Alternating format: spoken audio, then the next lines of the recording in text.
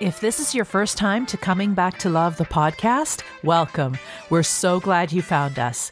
If you're a regular listener, welcome back. Either way, you're not here by accident.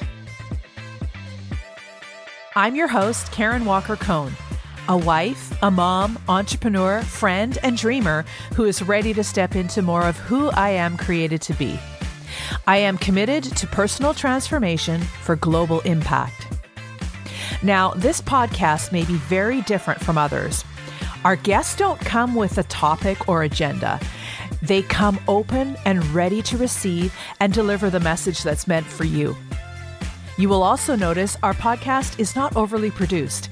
This is on purpose. Our hope is we will inspire you to step into who you're created to be, regardless of how it may look.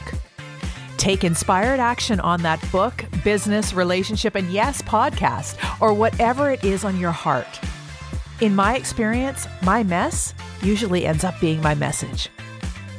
I encourage you to approach our time today with a beginner's mindset and with openness to receive what is meant for you. I am speaking with the wonderful John Roedel today. I met John about 3 years ago, and I was going through my own conversation with God when a beautiful piece of his writing came across my screen via my friend across my Facebook page. And I shared the piece and how it moved me, and he reached out and thanked me. So from there, I started up a conversation and asked if I could interview him on a Facebook Live about the piece, and he agreed. Now, this is significant because it was, it's been about 5 years, but 3 years ago was when I was like, okay, maybe I can just do Facebook Lives. And, God was birthing something in my heart.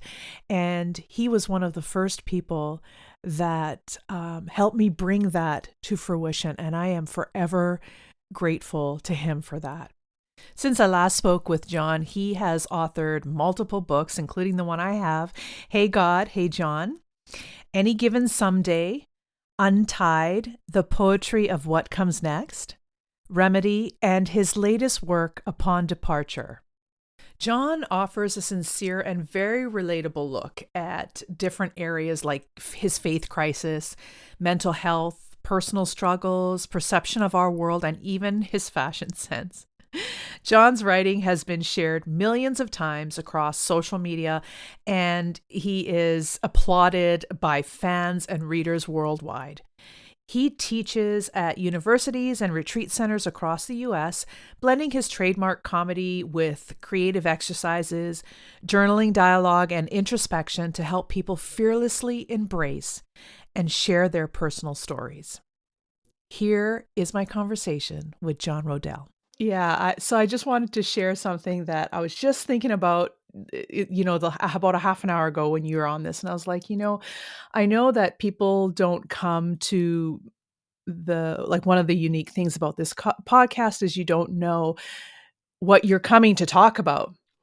And then I make that even more random by asking you a question, and then that's how the conversation starts out. So the whole idea about for this podcast is it's built intuitively, starting with the guest, and then going on even with my team that helps me edit and stuff like that. They're the ones who actually ends up giving me the title of the podcast. So I don't even know what the title is going to be. I don't even have a clue what we're going to talk about, but I did want to share with you before we begin my heart on. You said it's so nice to see you back doing this. For those of you listening, John was one of my first interviews, probably going on 5 years now. It's between 4 and 5 years, something like that. And your interview might be 3 years because it's been 4 to 5 years since this thing was on my heart. Of course, at the time I didn't know it was a podcast. I just knew that I wanted to interview people who inspired me, and you are definitely one of those people. And it inspired me big time, like so much so where I was like, I read your poem online and I was like, oh my gosh, I need to talk to this guy. So now, anywhere from 3 to 5 years past that. What's really cool, I was thinking about this, is that I stopped, for one reason or the other. It's interesting because I have a friend whose podcast I was on today, and it just aired today. And I'm talking about how I stopped. I gave up on it because of this, that, or the other thing. And one, just to talk about your inspiration again, you did it. And to see where you are right now and the books you've authored, and I mean, love it. That's one of them. And to see the courses you're teaching and just everything that you've done in that span of time, I am just so inspired. I'm so proud of you. And I'm so glad that you're able to be here today. Oh my gosh. And I will say, to complete this full circle of admiration, is you were, I think, the second podcast interview I'd ever done, when you asked me. And I remember being so nervous. How many years ever ago it was, 3 to 5, it Yeah. was right around COVID, and we stopped marking time back then. And so who knows how long it was, but it doesn't feel that long. It feels like I just spoke to you a couple days ago. So many things have happened in my life, but the reason when you reached out and said, "Hey, would you mind coming back again?" I immediately jumped because you were the first person to ever let my voice have any kind of platform. Oh, wow. And to be able to come back again with you, just to share my heart and to listen to yours, is an absolute dream. And I don't actually do I don't actually do many of these anymore. Um, but yours, and to speak with you in this is I jumped, like, I think I gasped, and I might have jumped in the air real quick. My wife was like, what has happened?" And I said, I can't believe I get to do this again. So I'm Wow. so when it is not lip service, it's not hyperbole. I am so freaking excited to be here. Thank you. Thank you, John. Wow. That means so much coming from you. There was just like I said, your poem, and we'll kind of get in a little bit into your story, but really moved me. And your all your poetry moves me. It's just and apparently, over 100,000 other people and more probably, that it's just amazing how you've grown. And I'm just so excited. But thank you so much. So as you don't know why you're why you're here. I start everything off with the same question that everyone's getting, and Okay. I want to start that question off with you. And wherever the conversation takes us, if you're listening, you're here on purpose, and this message is for you just as much as it is for me, and you're hearing it at the exact right time. You're in the exact right place you need to be. All right. So I'm just going to center just a little bit. And mm.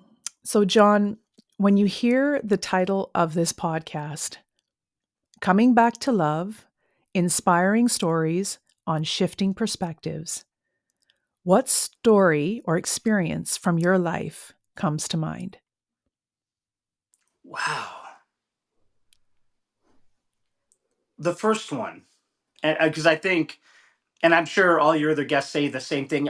There's so many things, but I'll think of the first crossroads, the first place in which I felt being pulled out of the narrative I was given, Mm. and being able to choose my own story and being my own author of my life. Um, 2000, the year 2001.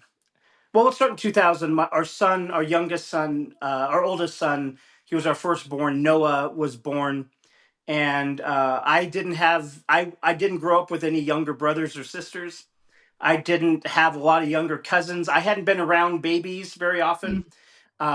So when my wife and I had our son Noah, he was the first baby I ever held.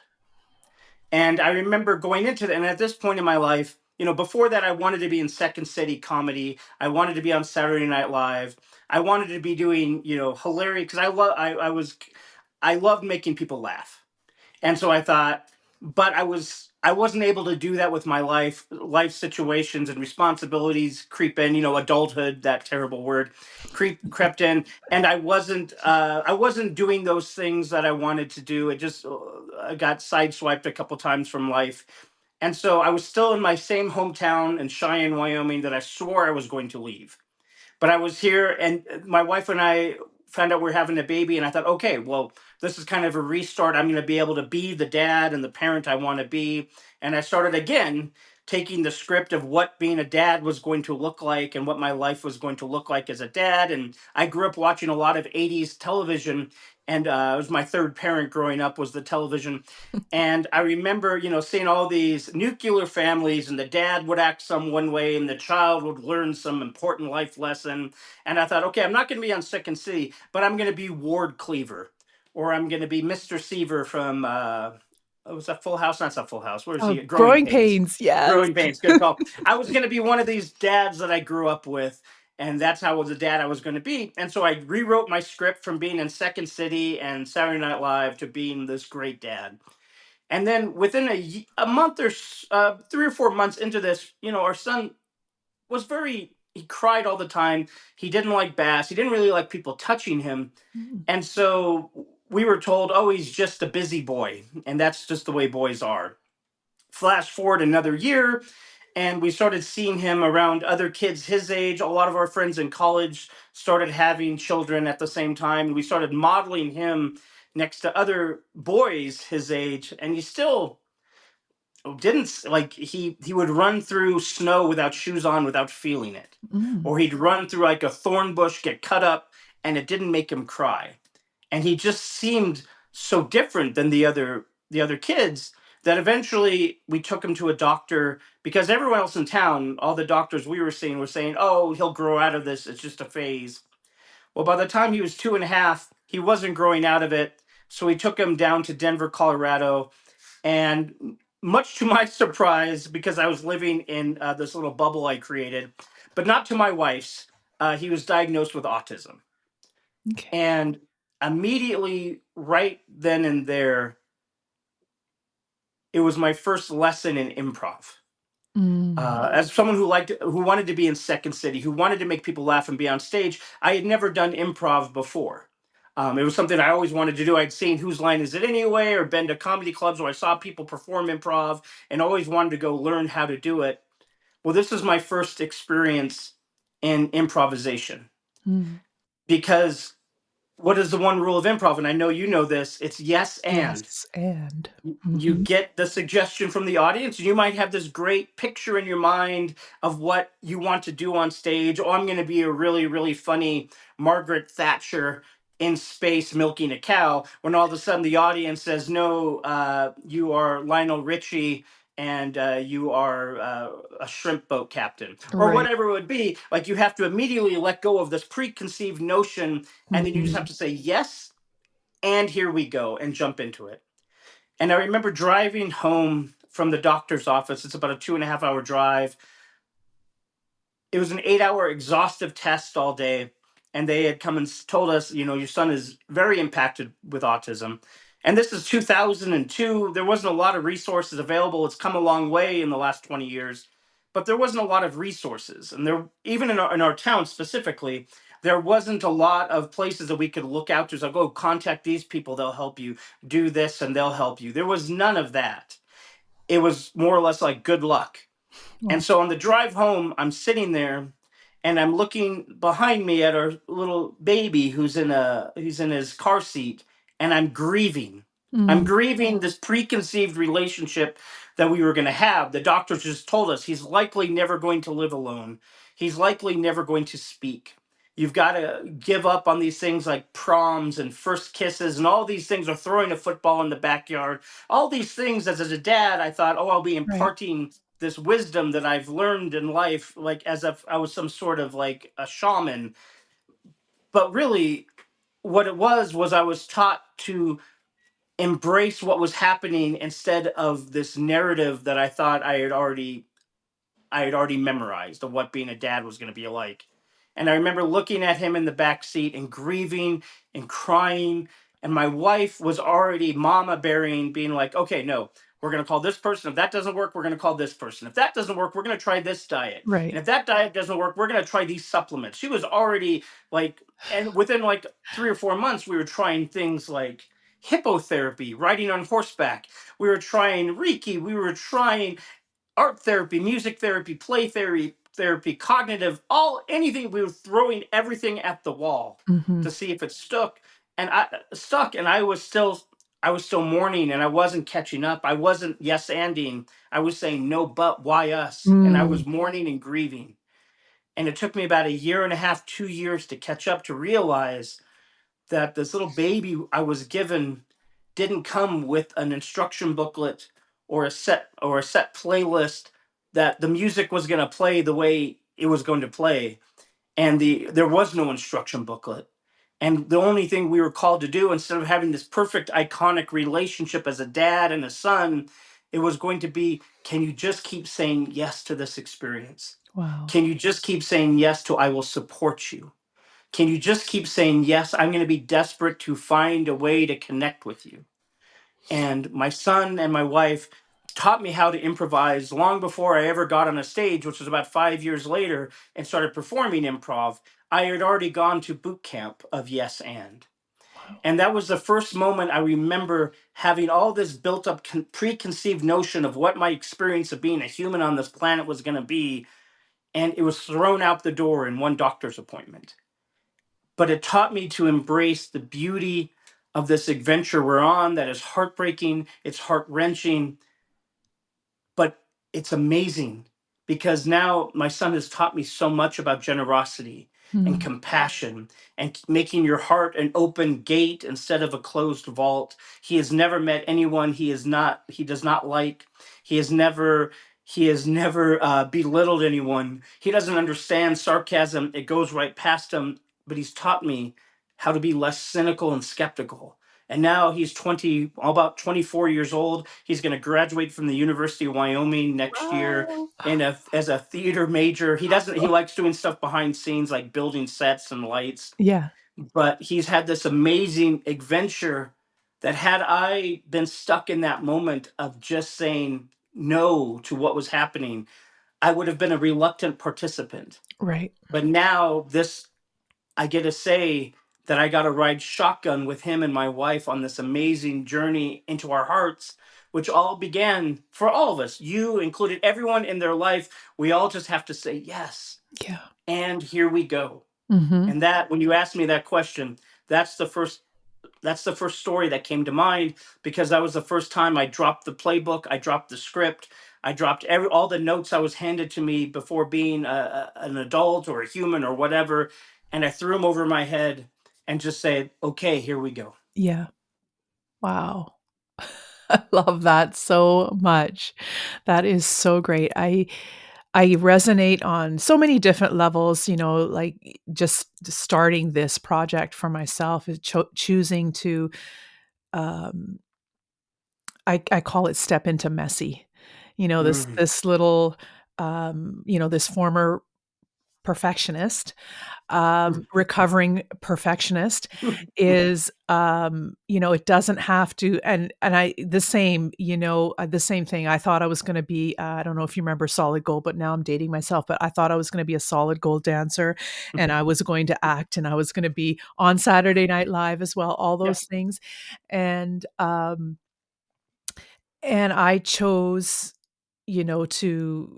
to get into it's gotta look like this, and Yeah. years of, modeling and acting, it gets to look like this, which, when I started and when I interviewed you, it was like, that was the reason why I it didn't look the way I thought it's supposed to look, and I didn't get the viewership I thought I was gonna get, and so it's like, "Oh, well, that old, not good enough," and, stuff started bubbling up to the surface, got the better of me, and it's taken, almost 5 years for me to go, "Nope, this is still in my heart, I can't let it go."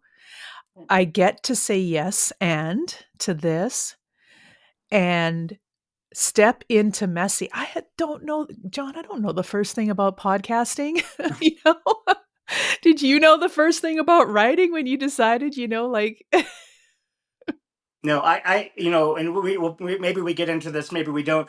I didn't read poetry at all until I started writing it, because it started pushing its way out like a wildflower in a busy New York sidewalk. I had no infrastructure. I had no knowledge. I think I had gotten C minuses to probably D plus in any poetry unit in high school or in college growing up. I had no, but all I knew is I just needed to say yes to something that was happening inside Mm, without knowing what was going to happen when you keep pulling that string. right. And I resonate exactly with what you're saying with like, oh, but this is not supposed to look like this. I mean, button poets. I mean, when I go and do poetry events and there's other poets there my age or even younger who are men, they're usually chiseled, wearing tight t-shirts, and they're reading this really emotional, like a relationship poetry. And I always have this imposter syndrome, this Mm, I'm a fraud because I don't look like this, or it's not looking like this thing I put in my head, or I'm not, I like I 20 some years ago, I'm not going to be the father that I thought I was, so I want to give up on it all. right. But isn't it amazing for both of us that it didn't turn out the way that we planned for it to? Because how boring would that be if it worked out exactly as our plans or our machinations worked out, or we had this amazing blueprint? It's like, oh, I'm going to follow this to the exact T. I think there's so much beauty in the chaos. Yeah. There's so many amazing things that can happen in disappointment. And for me, it's this constant slow death of ego. Wow. And it's Mhm. constantly reminding myself that in this work that I'm doing, that it's not about me feeling like, oh, how impressive am I. It's about it's about getting myself out of the way so I can connect with other people. And if I Wow. get that, if I'm not reading from behind a script or some preconceived notion of anything that I'm doing, then I can connect with people with where they are. Yeah. And that is what it is all about, is connecting Yeah. with people where they Yeah. are. That's what it is for me anyways. Yeah. And, oh gosh, John, that was so good. If you can leave, I mean, you've left so many messages already, but like, if you could just give the listener one thing to take away from this, what would that message be? Be so kind to yourself. We, and I'll say the royal we, because I think I catch myself doing this all the time. And it's a little bit of martyrdom syndrome, and it's also a little bit of just the own work I'm doing. But I found when I talk about this with people or I write about this theme, it resonates with so many other people, because I think a lot of people have the same experience, that we're oftentimes easy to dole out mercy to other people, or to give empathy to other people's situations, or to certainly forgive people. But sometimes we don't ever offer that to ourselves. Mm. Like if I'm at a restaurant and the server is having a terrible day and they're just throwing the food down, I'm the first to say we don't know what's going on behind the scenes with that person's day. We need to show some grace and compassion to them. Absolutely.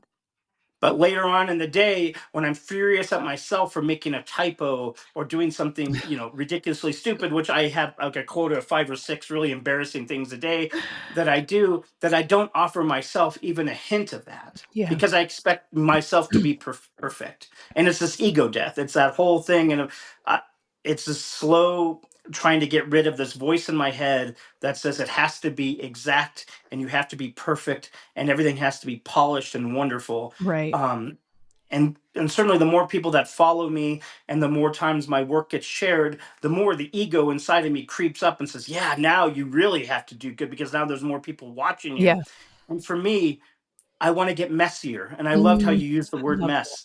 I want to get messier the older I get. Yeah. I want to show my kids that it's okay to be a little bit of a little bit of a wildfire inside of our hearts. Yeah. That it's okay, because the messier it is, the easier it is to leave us. If I have a messy interior life in a lot of ways, the easier it's going to be for me to share, because it's so messy. I can pull it apart like cotton candy and hand it out to people. If I was perfect and exact and everything was wonderful, I wouldn't want to share it, because I'd be afraid of ruining something that is like this piece of art, that a Yeah. museum piece of art behind a velvet rope. Yeah. No, the messier I am, and the more I, then that's one of the reasons I write on Facebook, because every day I write a poem, and I edit it for 30 seconds to a minute, and then I throw it out there Wow. immediately. So It's good. improvisation. It's the yes and. Yeah. And that's kind of how I teach my writing, is like, let it be messy. Yeah. Let it be a little bit not perfect. Let it be like a rustic piece of granite that is not polished. You might get your finger cut on it if you touch it, but I prefer that, and that's how I live my life. And anything else otherwise, if I'm acting like I have all my poop together, I don't. Mhm. I'm a hot mess. So Mhm. let it be authentic, because that's who I am. I'm a bit That's of a it. mess. How else? And for the thing that I realized recently in this experiential workshop that I was in is that um, that messiness, which is I got the lesson there, was in doesn't matter like what you're calling messy is because you see and you feel the internal stuff going on inside of you. Yeah. And a lot of the times we can too. So, Okay. but I'm looking at you going, that's perfection. And so this is kind of the point that I want to make is that we get to choose Yeah. what perfection looks like to us. Right. Right. And so I guess we get to redefine the word Yeah. perfect. And I for love it. me, it's messiness. And so Yeah. I just think, God, I'm inspired by it.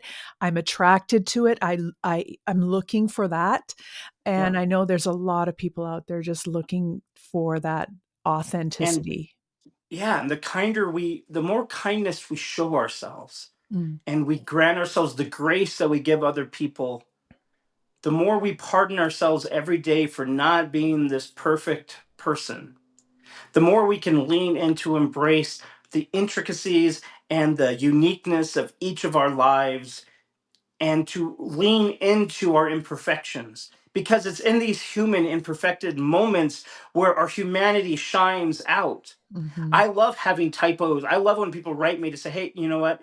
You didn't use the semicolon right," which I still, at this point, nobody really can explain to me a semicolon. I no, I don't care. I can sit down with any academic scholar. I still don't get it. But like people write me, and I'll be like, "Great, thank you. I love it," because Yeah. I'm not done. And in fact, even the poems that are in books, I'm going back and changing a year later. That's why I don't name any of my poetry, because I find it all still a work of art, a work in Oh, progress. that's I so find it like interesting. it's Okay. still, the paint is still drying on Yeah, things, I love and I it. don't name anything because I don't want it to be finished. And I don't, and anything I write and put out into the world is just like, here is a dripping piece of art. The clay has not, it's still dripping clay. It's still, you can, if you touch it, you're going to get your fingerprints in it. That's okay, because it's where I was in that exact moment when I wrote it. I wasn't perfect in that exact moment. I wasn't wearing this ascot and a monocle and sitting there in a big poetry garb or whatever the outfits poets are supposed to wear, and sitting at candlelight and writing something that is perfect and academically Mhm. amazing and everyone's gonna. No, I wrote it usually in a moment where I felt something so strongly and so deeply that I had to get it out, squeeze it out as quickly as I can, and it might come out a little bit oblong and uneven, but that's what makes it real, I think. Yeah, yeah, and special. Well, yeah, and that's, and it starts with kindness. I have to forgive myself Yeah, for not being, and it's every day. It's not like I'm speaking from on top of the mountaintop as some hierarchy here. This is the conversation I'm having with you right now. I have inside of myself every day. It's okay. It's okay to screw up. It's yeah, okay to not be perfect. It's okay to cry. It's okay to have some fractured parts in you. It's yeah, okay, because this is an adventure. And we're supposed to have these moments of doubt and terror and failure, because otherwise, again, how boring would it be? yeah, yeah. Such a beautiful message. Thank you, John. Thank you for being Yeah. here. Oh Thank my you gosh. for the work that you're doing. And gosh, I'm just so super excited to put this out into the world, to have your voice heard again and again and again. Thanks, John. Thank you so much. And again, you keep doing the work that you're doing. You are one of those lighthouses Mm, on the shore, where people, you have no idea the reach or the person that, because you said it perfectly right at the beginning. Wherever, if you're listening to this, if you somehow bumped into this, there's a reason why. Uh, there's a reason why you're listening to this, and it's because you are sitting there on the shore as a lighthouse saying, I've been through the storm, I know what it's like, here's a light that will help bring you to safety. So I want to thank you for all the work that you're doing, and the way that you shine and the way that you help other people. thanks, John. Yeah. Thank you so much for listening to today's episode of Coming Back to Love, the podcast.